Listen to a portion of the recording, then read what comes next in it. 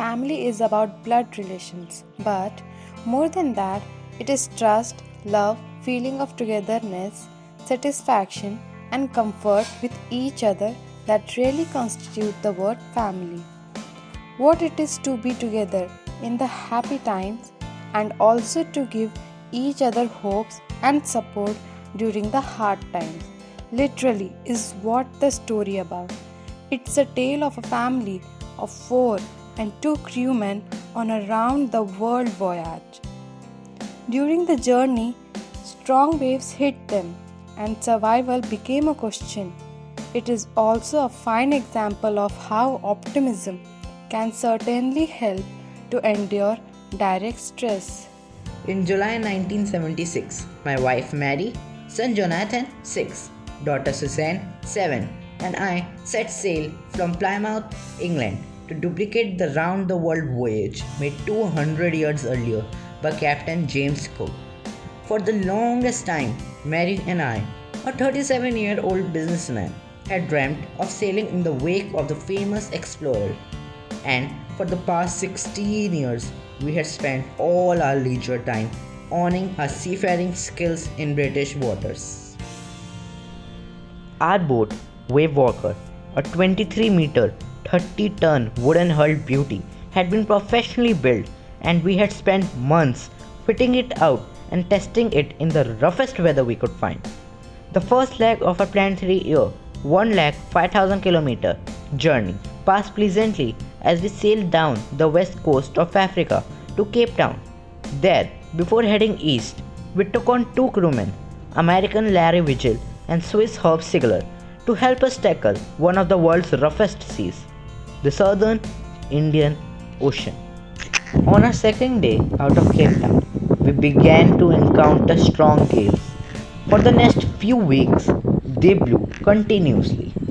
Gales did not worry me, but the size of the waves was alarming, up to 15 meters, as high as our main mast. December 25 found us 3,500 kilometers east of Cape Town. Despite atrocious weather, we had a wonderful holiday, complete with the Christmas tree. New Year's Day saw no improvement in the weather. But we reasoned that it had to change soon, and it did change, but for the worse. At dawn on January 2, the waves were gigantic. We were sailing with only a small storm jib and were still making 8 knots.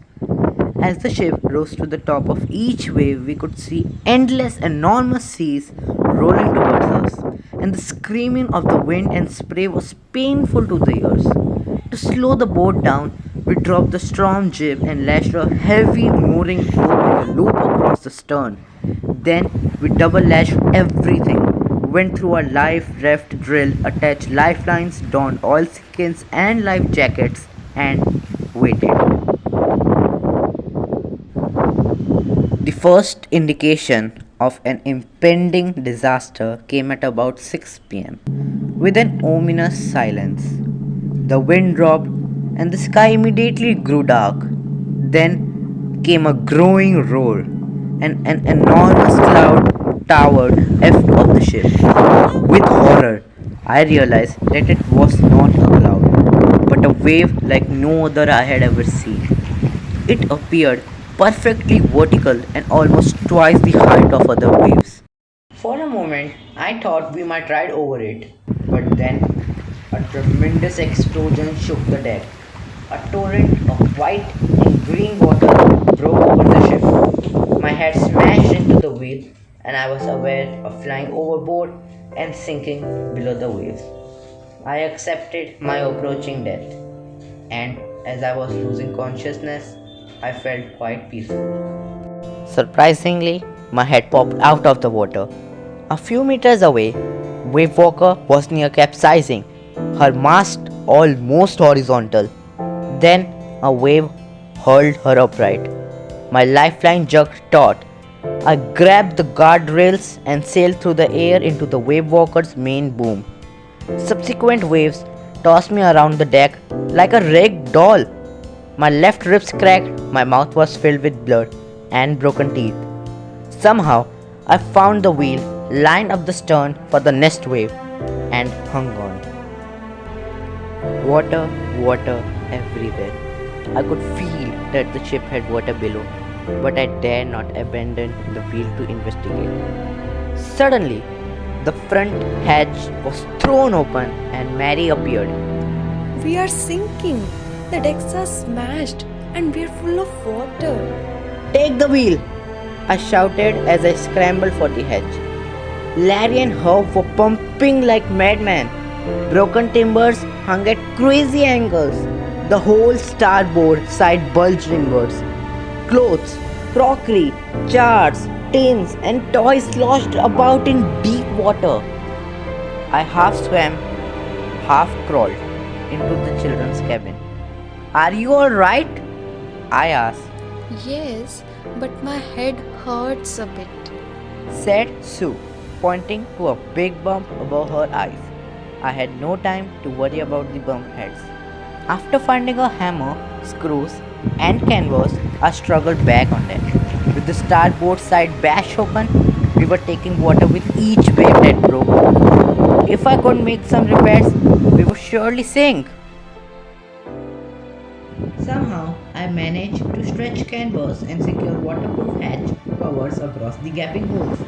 But some water continued to stream below. But most of it was now being deflected over the side. More problems arose when our hand pumps started to block up with the debris floating around the cabins and the electric pump short circuited. The water level rose alarmingly. Back on deck, I found that our two spare hand pumps had been wrenched overboard. Then I remembered we had another electric pump under the chat room floor. I connected it to an outpipe and was thankful to find that it worked. The night dragged on with an endless, bitterly cold routine of pumping, steering, and working the radio. We were getting no replies to our mayday calls, which was not surprising in this remote corner of the world. Sue's head had swollen alarmingly. She had two enormous black eyes, and now she showed us a deep cut on her arm. When I asked why she hadn't made more of her injuries before this, she replied, I didn't want it to worry you when you were trying to save us all. By morning on January 3, the pumps had the water level sufficiently under control for us to take 2 hours rest in rotation. But we still had a tremendous leak somewhere below the waterline, and on checking, I found that nearly all the boat's main lift frames were smashed down to the keel. In fact, there was nothing holding up the whole section of the starboard hull except a few covered partitions. We had survived for 15 hours since the wave hit, but Wave Walker won't hold together long enough for us to reach Australia. I checked our charts and calculated that there were two small islands a few hundred kilometers to the east. One of them, Isle Amsterdam, was a French scientific base. Our only hope was to reach these pinpricks in the vast ocean. But unless the wind and seas abated so we could hoist sail, our chances would be slim indeed. The great wave had put our auxiliary engine out of action. On January 4th, after 36 hours of continuous pumping, we reached the last few centimeters of water. Now we had only to keep pace with the water still coming in. We could not set any sail on the main mast. Pressure on rigging would simply pull the damaged section of the hull apart. So we hoisted the storm jib and headed for where I thought the two islands were. Mary found some corned beef and cracker biscuits, and we ate our first meal in almost 2 days. But our respite was short-lived. At 4 p.m., black clouds began building up behind us. Within the hour, the wind was back to 40 knots and the seas were getting higher. The weather continued to get worse throughout the night, and by dawn on January 5, our situation was again desperate. When I went to comfort the children, John asked, Daddy, are we going to die? I tried to assure him that we could make it. But, Daddy, we aren't afraid of dying. if we can all be together, you and Mummy, Sue and I. I could find no words with which to respond. But I left the children's cabin, determined to fight the sea with everything I had. To protect the weakened starboard side, I decided to heave to. That evening, Mary and I sat together holding hands. As the motion of the ship brought more and more water in through the broken planks, we both felt the end was very near. But Wave Walker rode out of the storm, and by the morning on January 6th, with the wind easing, I tried to get a reading on the sextant. Back in the chat room, I worked on the wind speeds, changes of course, drift and current in an effort to calculate our position. The best I could determine was that we were somewhere in 150,000 kilometers of ocean looking for a 65-kilometer wide island. While I was thinking, Sue, moving painfully, joined me. The left side of her head was now very swollen and her blackened eyes narrowed to slits. She gave me a card she had made. On the front, she had drawn caricatures of Mary and me with the words, Here are some funny people. Did they make you laugh? I laughed a lot as well. Oh, how I love you both. So this card is to say thank you and let's hope for the best. Somehow, we had to meet. I checked and rechecked my calculations. We had lost our main compass and I was using a spare which had not been corrected for magnetic variations. I made an allowance for this and another estimate of the influence of the westerly currents which flow through this part of the Indian Ocean. About 2 p.m., I went on deck and asked Larry to steer a course of 185 degrees. If we were lucky, I told him with the conviction I did not feel, he could expect to see the island at about 5 p.m. Then, with a heavy heart, I went below, climbed on my bunk and amazingly dozed off.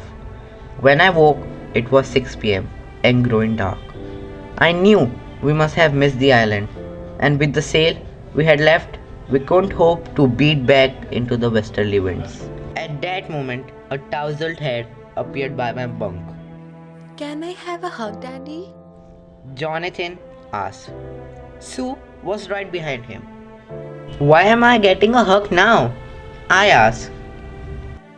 Because you're the best daddy in the whole world and the best captain. My son replied. Not today, John. I am afraid. Why you must be? You found the island. What? I shouted. It's out there in front of us, as big as a battleship. I rushed on deck and gazed with a relief at the stark outline of Isle Amsterdam. It was only a bleak piece of volcanic rock with little vegetation, the most beautiful island in the world. We anchored offshore for the night, and the next morning, all 28 inhabitants of the island cheered as they helped us ashore. With land under my feet again, my thoughts were full of Larry and Herbie, cheerful and optimistic under the direct stress, and of Mary, who stayed at the wheel for all those crucial hours. Most of all, I thought of a 7-year-old girl who did not want us to worry about the head injury, which subsequently took 6 minor operations to remove a recurring blood clot between skin and skull, and of a 6-year-old boy who was not afraid to die.